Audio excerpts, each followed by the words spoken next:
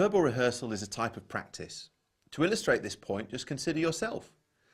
How easy is it for you now to stand up in front of your class and to reel off information that at one point you had some difficulties with? You might teach a topic every year, and as a result of teaching it every year, that verbal practice, that verbal rehearsal in which you've engaged has stored it in your long-term memory. So now you can do it without even thinking. We can call on the benefits of verbal rehearsal in the classroom by using discussion in lots of different ways to help students practice and in so doing transfer information from their working memory to their long-term memory.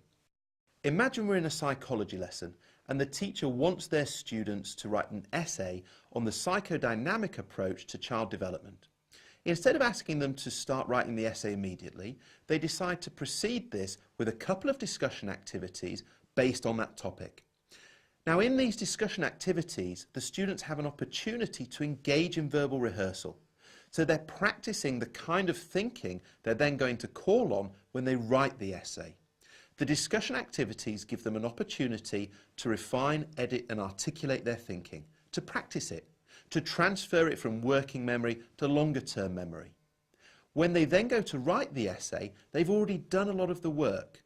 They've already done those cognitive processes which are all about articulating, ordering, refining thinking, so they can then focus on getting that thinking down in a written form.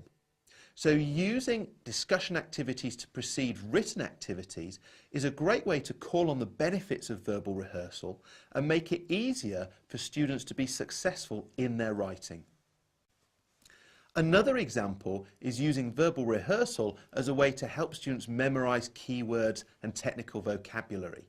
And a fun way to do this is to set up a discussion where students are in pairs and you provide a crib sheet or you display on the board a range of keywords you want them to use, and you set them the challenge of using as many as possible as often as possible without repeating or with repeating a certain number of times. So for example, it could be that same psychology lesson and we have a whole series of keywords connected to the psychodynamic approach to child development. Students work in pairs. The teacher displays maybe 12 keywords on the board and then says to their learners, okay, I want you to discuss the topic with each other. You've got to use all of these keywords at least once. You're not allowed to repeat a keyword until you've used each one once at least. So then we have this game going on where students are keeping track of which keywords they've used, they're trying to use the different ones, and as a result this verbal rehearsal is just helping them in quite a fun and easygoing way to practice using that terminology, transferring it to their long-term memory. So overall then, verbal rehearsal is a type of practice that you can use in all sorts of different parts of your lessons to help students gain a better understanding and a better memorization of the topics you're teaching them. Golden nugget. Verbal rehearsal is a type of practice you can call on in almost any lesson.